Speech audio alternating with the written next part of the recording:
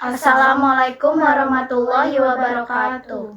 Selamat siang teman-teman dan Ibu Yustin Manglapi MKes Epid selaku dosen pengampu mata kuliah Epidemiologi Dasar. Hari ini kami akan mempresentasikan hasil diskusi kami mengenai rancangan penelitian penyakit tuberkulosis atau TBC. Sebelumnya izinkan kami untuk memperkenalkan diri. Perkenalkan, saya Mujtahidatu Sabila Rosyada dengan NIM D112024049093 dan teman saya Desi Ramawati dengan NIM D11 2024 04 091. Saya Tirza Tabita Safitri dengan NIM D11 2024 04092. Saya Wulan Ramadhani dengan NIM D11 2024 04095.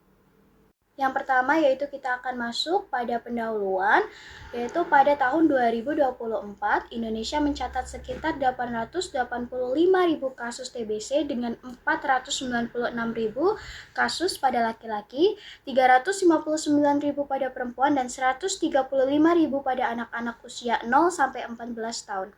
TBC masih menjadi masalah kesehatan serius di Indonesia yang menempati posisi kedua setelah negara India dan menjadi beban kasus global. Diperkirakan terdapat 1.090.000 kasus TBC dan 125.000 kematian setiap tahun yang setara dengan 14 kematian setiap jamnya. Kemenkes RI 2025. Meskipun ada penurunan kasus baru TBC, hasil tersebut belum sesuai dengan target strategi NTB tahun 2020 yang menargetkan penurunan kasus sebesar 20% pada periode 2015 hingga 2020. Penurunan kumulatif kasus hanya mencapai 9%. Untuk mengukur prevalensi penyakit digunakan berbagai desain studi epidemiologi seperti studi cohort, studi kasus kontrol, dan cross-sectional. Pengukuran epidemiologi ini penting untuk survei kesehatan dan penentuan prevalensi suatu penyakit. Alwi et al. 2023.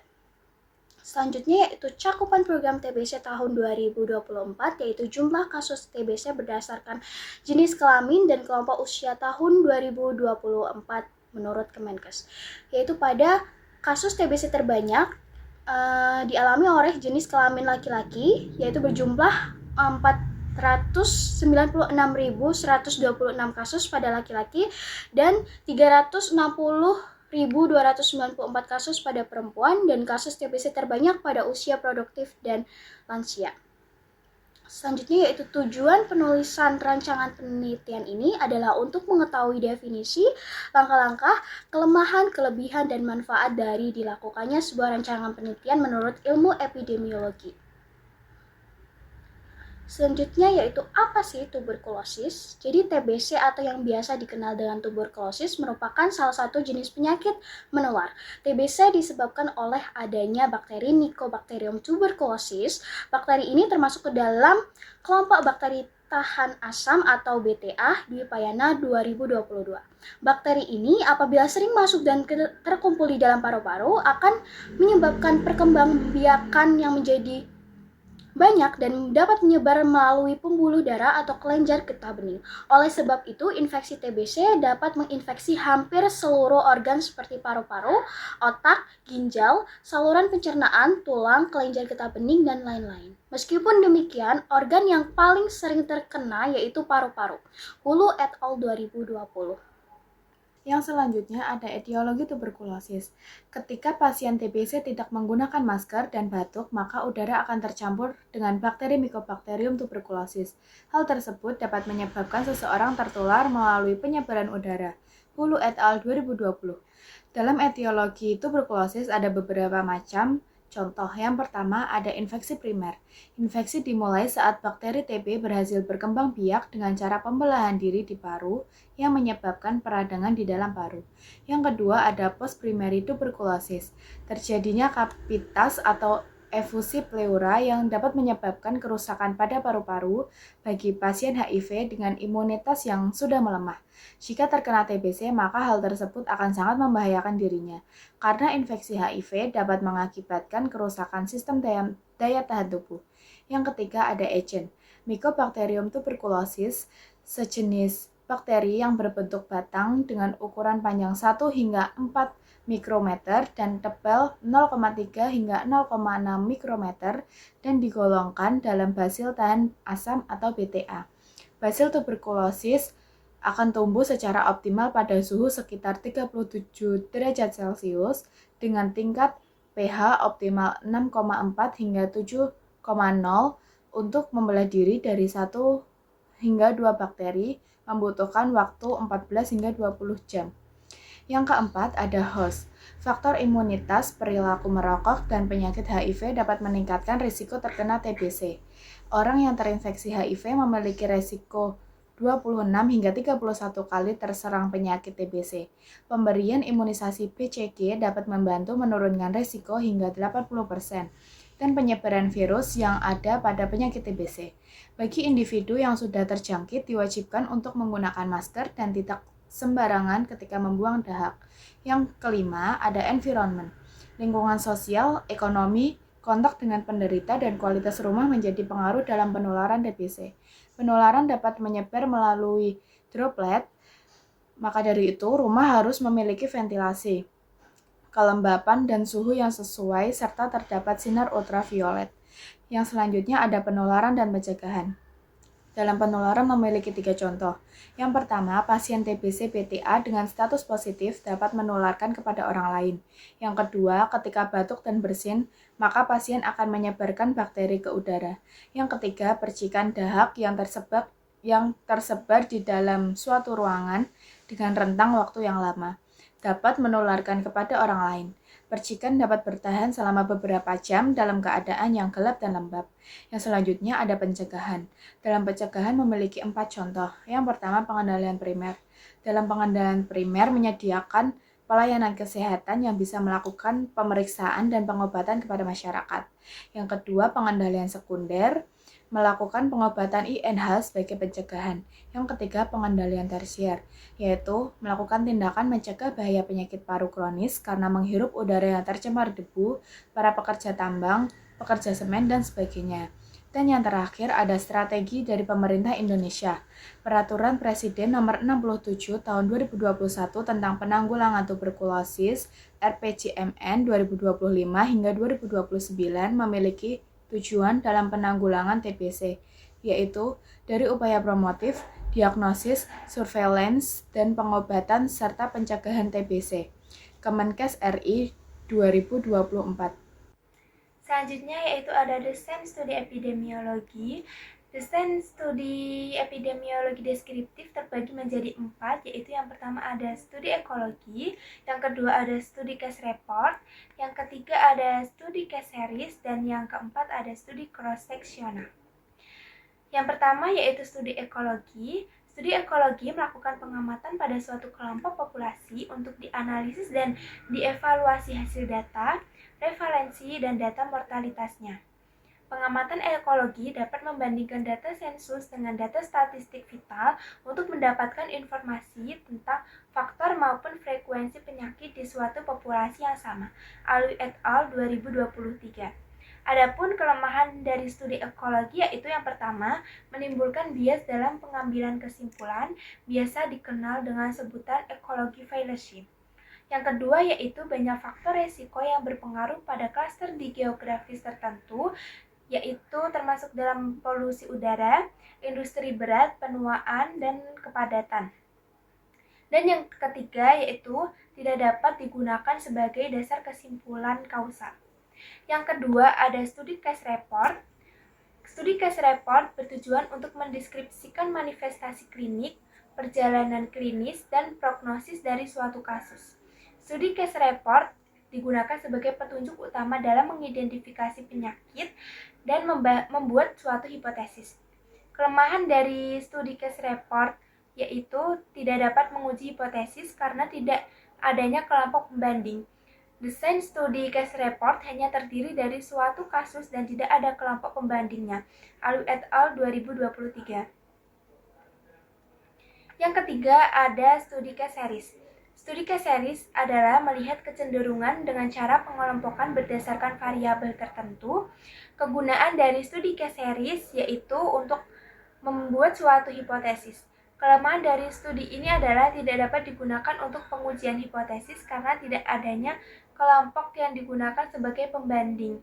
Studi ini hanya terdiri dari suatu kasus sehingga tidak dapat menguji suatu hubungan valid secara sistematik. Alwi et al. 2023. Yang keempat yaitu ada studi cross-seksional. Studi cross-seksional memiliki tujuan untuk memberikan gambaran fenomena yang ditemukan seperti faktor resiko atau masalah kesehatan.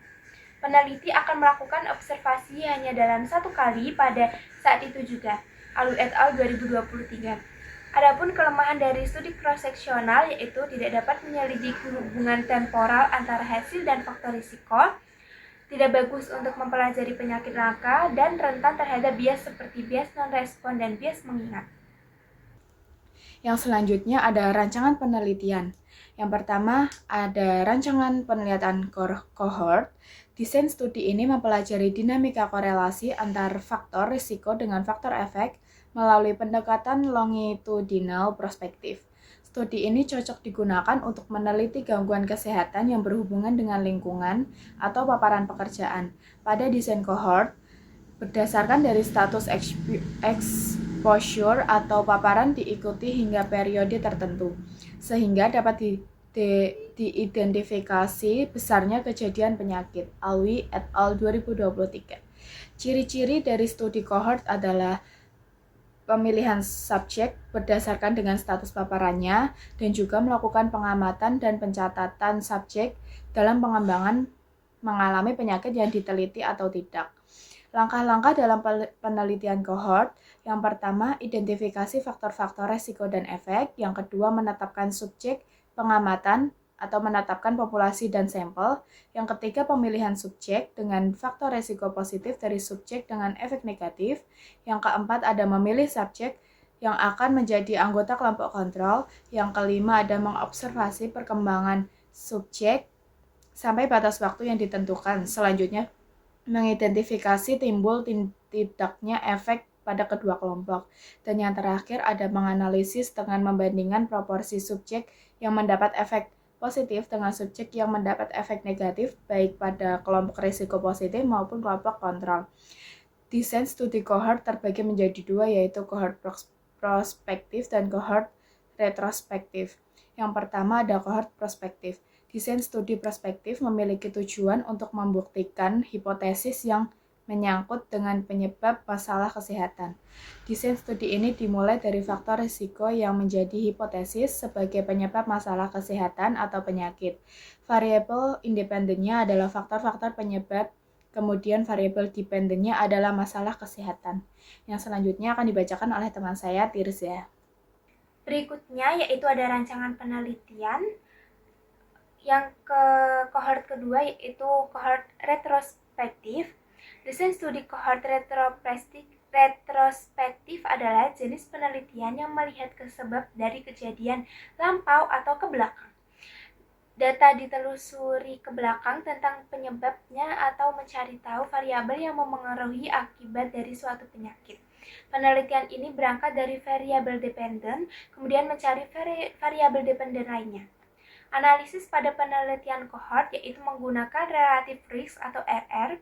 RR dapat dilihat menggunakan tabel 2x2 seperti berikut. RR lebih besar daripada 1, artinya risiko penyakit lebih tinggi daripada kelompok terpapar. RR sama dengan 1, artinya tidak ada hubungan antara faktor risiko dengan kejadian penyakit. RR lebih kecil daripada 1, artinya risiko lebih rendah daripada kelompok terpapar. Rancangan penelitian kedua yaitu ada case control. Desain studi case control termasuk ke dalam desain penelitian observasional. Penelitian kasus kontrol bersifat retrospektif. Tahap awal akan dilakukannya penentuan penyakit, selanjutnya subjek diobservasi dan dibandingkan dengan populasi yang tidak menderita sakit atau kontrol. Setelah menentukan kedua kelompok, kemudian peneliti bisa langsung menelusuri faktor resikonya.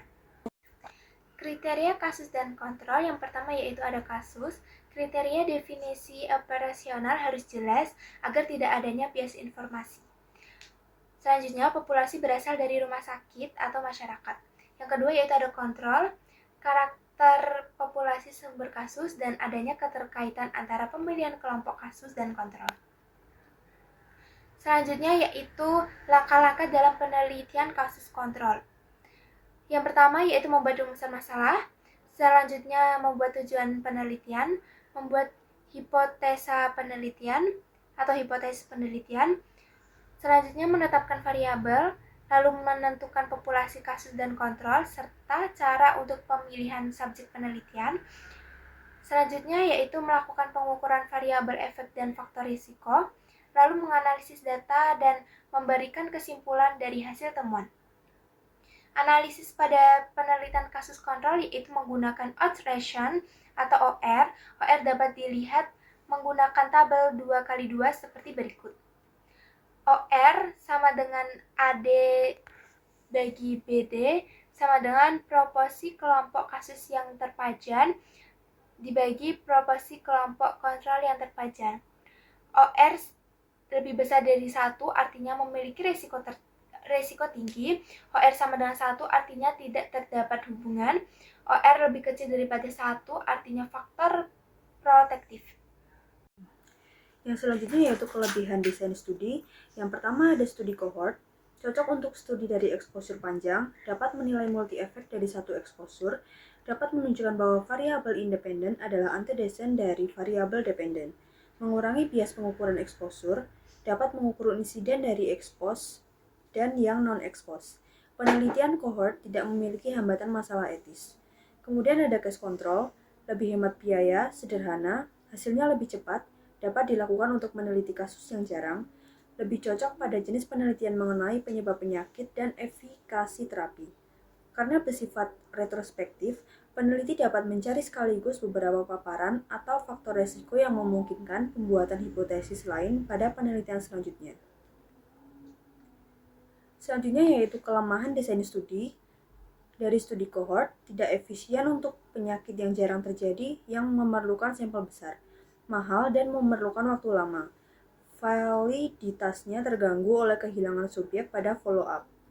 Kemudian pada case control, bias seleksi dan informasi atau memori subjek. Kasus kontrol yang bersifat retrospektif membatasi peneliti untuk memilih kasus. Tidak bisa mengestimasi prevalensi karena proporsi kasus dan kontrol adalah sama. Kemudian kurang sesuai pada penelitian dan paparan jarang. Yang selanjutnya yaitu manfaat rancangan penelitian. Yang pertama ada perencanaan dan pelayanan kesehatan masyarakat.